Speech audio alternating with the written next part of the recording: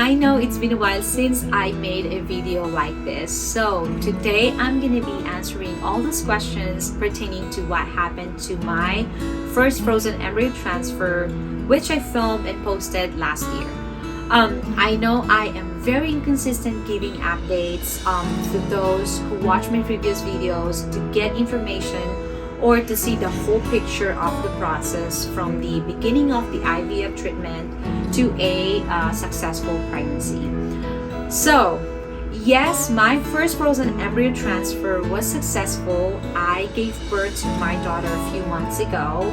During my pregnancy, I did not have any pregnancy sickness at all, the whole 9 months, which I felt very lucky because I know it rarely happens. I had a very smooth pregnancy. I did not have any complication in between treatment to delivery. And what else?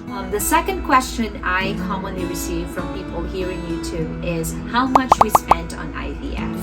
I'm going to be providing information on how much money we spent just to get pregnant, but I'm going to say a little bit of disclaimer here first.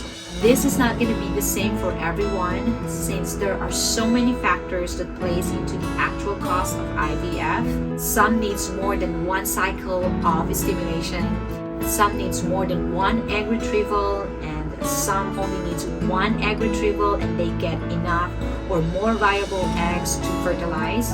And also, cost is going to vary from state to state.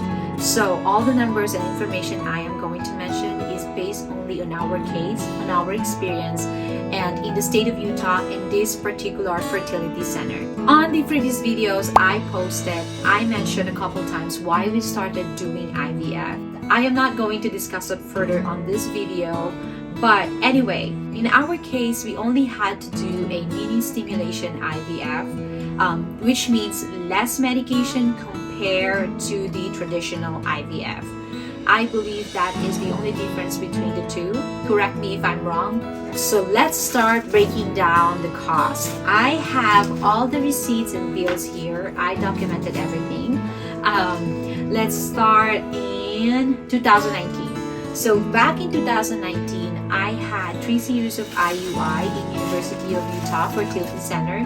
Back then, I had to do tons of blood works, couple of transvaginal ultrasound, and then other diagnostic tests such as HSG to make sure or to check if there was anything that could affect the IUI process.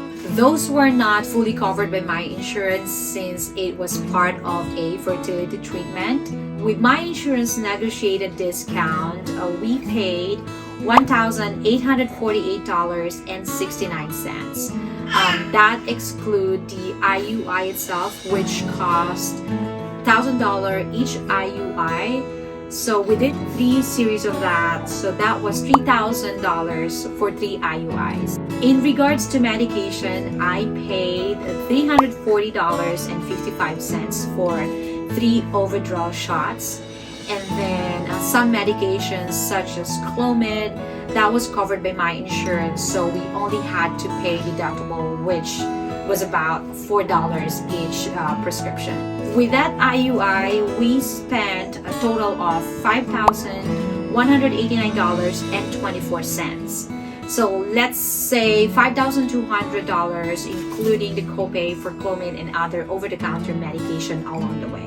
On our last course of IUI, we were told by the fertility doctor in University of Utah that our only chance to get pregnant was to do IVF. We were up to it. It is just that with some of the bad experiences we had with them, we decided to switch to a different fertility clinic, which is the Utah Fertility Center.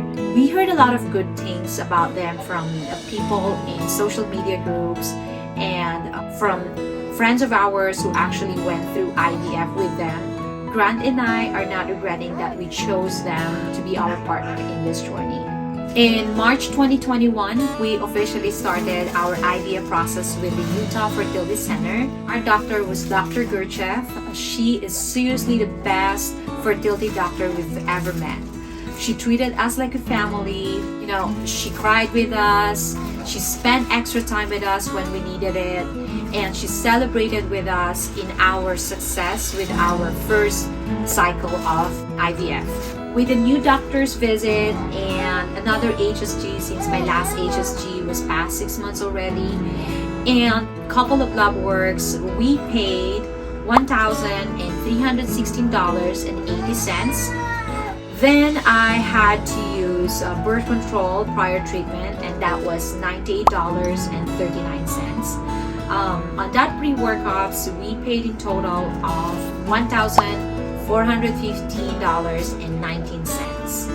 In April 2021, we started my stimulation. So with that STIM medication from New Era Pharmacy in Portland, we paid $3,303.13, and that was 20% discounted already since we were referred by Utah Fertility Center. I believe they have like a contract of giving discounts in every patient they refer. The breakdown of those medications are here. April 22nd, 2021, we had our baseline with the Utah Fertility Center.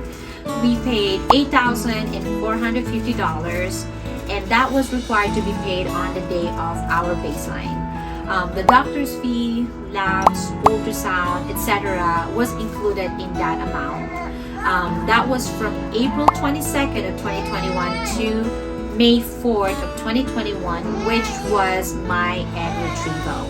On the day of my egg retrieval, I had to pay for anesthesia services, which cost $750. Then, on the same day, they found the fibroids in my uterus, so I had to undergo hysteroscopy to get a higher chance of the embryo to stick when we do the transfer. That was covered by my insurance, so I only had to pay the deductible, which was $450. After 6 days, we received the final numbers of our fertilized embryos. So we proceeded in getting them tested. We had our PGDA testing done by Progenesis in partnership with Utah Fertility Center. We had to pay $150 per embryo plus $150 for shipping fee. So for 9 embryos, we paid $1,400. I believe we only paid $50 for the shipping fee since we had more than 5 embryos. June 17, 2021 came. It was the day of my transfer. On that day, we had to pay all of our balances. So in total, we paid $3,260. With the post-transfer medications such as progesterone in oil and progesterone suppository, that was finally covered by my insurance since I was considered pregnant already. So I only had to pay deductibles on those. With 9 vials of progesterone in oil and 60 pieces of progesterone suppository and a one-time shipping fee, my deductible was $526.62. For our extra embryo storage, we had to pay $500 every year for 10 years. The grand total of all the past 2 years of fertility treatment, we paid $25,424.94. Plus, give or take $1,000 to $2,000 because I may have missed some stuff. And if you were counting all the all the supplements, the things we had to buy in relation to the treatment, and all the things and lab works that Grant had to do for his part. So this is the grand total of how much we paid on my part of the IVF process. I forgot to document Grant's part, but as I've said, give or take $1,000 to $2,000 for his part, plus all the other stuff we purchased along the way. If you want to know just how much we spent on IVF alone, that would be $25,424.94 minus $5,189.24. So that would be $20,235.70 for the IVF alone and mini stimulation. I am not saying this is how much everybody has to spend in IVF. As I've said, there are so many factors that plays into that amount, and it can vary from state to state and in which fertility center you are going to, because each fertility clinic have their own pricing. I know that was a lot of money, but that's how fertility treatment is. It is skyrocketing expensive, and I know that it is also unfair that a couple like us has to pay that much just to start a family. But we had to do what we had to do.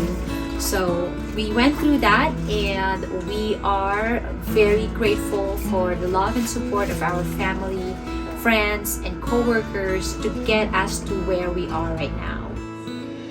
Fertility has been a long and hard journey filled with so much confusion, fears, tears, frustrations, and jealousy, but it taught me and Grant a lot. It taught us patience, grace, and relentless faith. For everyone who are currently experiencing this long and dark journey to grow their families, do not lose sight of that little glimmer of hope. So that was the result of our first frozen embryo transfer. She's there in her crib. That's all it. I hope I was able to help you give an idea of how much you will probably spend if you do the same thing. A 3 course of IUI and mini simulation IVF here in Utah Fertility Center. There we go. Well done.